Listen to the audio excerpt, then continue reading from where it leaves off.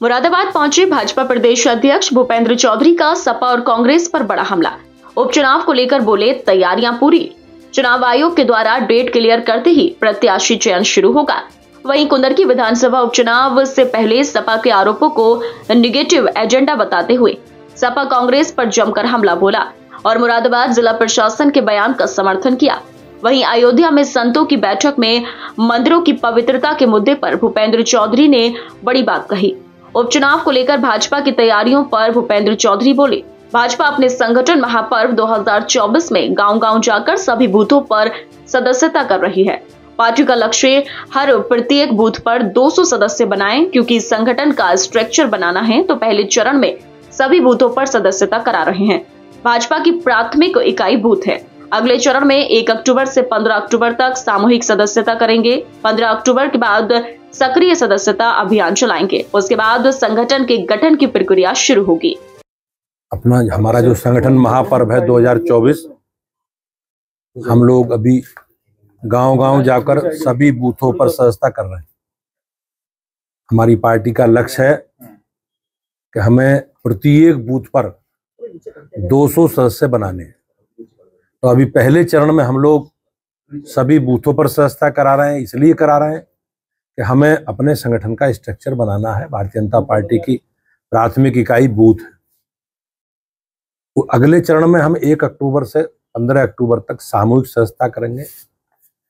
सार्वजनिक स्थानों पर कैंप लगाएंगे और अलग अलग सामाजिक वर्गों की सामूहिक सदस्यता कराने का काम पार्टी करेगी। 15 अक्टूबर के बाद हम लोग सक्रिय सदस्यता अभियान चलाएंगे और उसके बाद संगठन के गठन की प्रक्रिया प्रारंभ। भारतीय जनता पार्टी का हमारा माननीय प्रधानमंत्री जी के जन्मदिन 17 सितंबर से महात्मा गांधी जी की जयंती 2 अक्टूबर से तक पार्टी एक सेवा पखवाड़े के तहत अनेकों हमने सेवा के काम, रचनात्मक काम, संगठनात्मक काम तय किए हैं। उन कामों में रक्तदान शिविर है, स्वच्छता पखवाड़ा है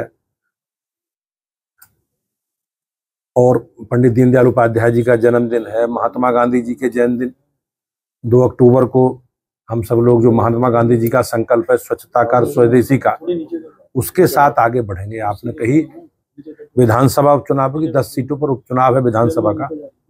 भारतीय जनता पार्टी अपने कार्यकर्ताओं के साथ हम लोग पूरी तैयारी कर रहे हैं। हमने संगठन के स्तर पर अपने संगठन का स्ट्रक्चर तैयार कर लिया है। अधिकतम सदस्यता भी हम उन विधानसभाओं में करा रहे हैं और सामाजिक दृष्टि से भी भारतीय जनता पार्टी के संगठनात्मक विषयों को लेकर, जैसे हमारे मोर्चों के सम्मेलन हैं, प्रकोष्ठों की बैठकें हैं, तो हम लोग अपने संगठन को एक्टिवेट करके और जैसे भी हमारी अधिसूचना लगेगी चुनाव की, माननीय निर्वाचन आयोग चुनाव की अधिसूचना घोषित करेंगे, तो हम अपने प्रत्याशी चयन की प्रक्रिया को आगे बढ़ाकर मोदी जी, योगी जी के नेतृत्व में उत्तर प्रदेश में सभी विधानसभा चुनाव लड़ेंगे। अच्छा, आज परसों एक प्रोटेस्ट हो जाता है कलेक्ट्रेट पे। उन्होंने जो पूर्व विधायक हैं रिजवान, उन्होंने बहुत बड़ा आरोप लगाया है कि वोट काटे जा रहे हैं। वो कह रहे हैं हम जिंदा है वोट काटे, लेकिन एडमिनिस्ट्रेशन ने उसको नकार दिया है, उनको गलत साबित कर दिया है। किस तरह देखते हैं अखिलेश यादव? आप देखते होंगे कि समाजवादी पार्टी और कांग्रेस पार्टी चुनावों को लेकर जिस प्रकार से हमारी संवैधानिक संस्थाओं को, चुनाव आयोग को, सरकारी मिशनरों को लांछित करने का काम करती रही है। तो ये एक एजेंडा है उनका और जनता के बीच में उनकी कोई उपस्थिति नहीं है। वो केवल एक नेगेटिव प्रचार करके, एक नेगेटिव एजेंडा सेट करके जनता को गुमराह करना चाहते हैं। बिल्कुल पारदर्शी व्यवस्था के साथ सरकार और निर्वाचन आयोग चुनाव कराता है और उस व्यवस्था में हम सब लोगों को विश्वास है। पूर्व विधायक के बेटे की खुद की 2 वोट सामने आई। पूर्व रिजवान की बात कर रहा हूँ, ओवैस और नाजिर 200 जो आइडेंटिफाई हो गई है, वो किस तरह कार्रवाई बन रही है? निश्चित रूप से जो व्यवस्था है हमारे कानून में, उसमें व्यवस्था के अनुसार कार्रवाई होगी। लेकिन मैंने जिस प्रकार से कहा कि उनका माइंड सेट है और वो माइंड सेट में चुनाव जीतेंगे। अभी समाज इस प्रकार के परिणाम लोकसभा के आए, आपने उनके बयान सुने होंगे, लेकिन उपचुनावों को लेकर भी और जो भी चुनाव होंगे उनका एक एजेंडा सेट है, नेगेटिव एजेंडा। लेकिन काट की हांडी बार बार नहीं चढ़ती, प्रदेश और देश की जनता सब जानती है। और जहां तक मतदाता सूची के बारे में आपने बात कही, मुझे विश्वास है कि प्रशासन और निर्वाचन आयोग इस पर विधि सम्मत कार्रवाई करेगा। अध्यक्ष जी, एक तरफ रामगोपाल यादव इसी मामले को लेकर के कह रहे हैं कि वोट काटे जा रहे हैं, बीएलओ बदले जा रहे हैं, लेकिन जिला प्रशासन ने पूरी तौर पर साफ कर दिया कि 29 अक्टूबर को लिस्ट जारी होगी। ऐसे में बेबुनियाद आरोप लगाए जा रहे हैं।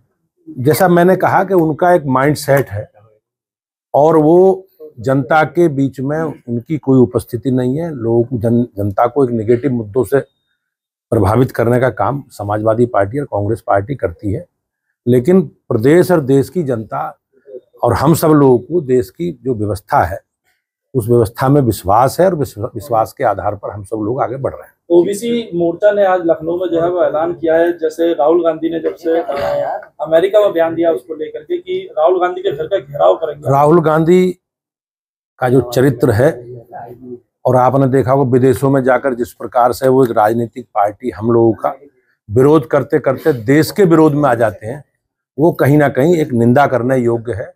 उन्होंने सिखों के बारे में, सिखों की धार्मिक स्वतंत्रता के बारे में, अल्पसंख्यकों के बारे में जिस प्रकार की बयानबाजी की है, वो बयानबाजी कहीं ना कहीं देश को कमजोर करने का जो उनका षड्यंत्र है और विदेशी ताकतों का जो एजेंडा है, उस एजेंडे का शिकार राहुल गांधी है, उस एजेंडे का भाग राहुल गांधी।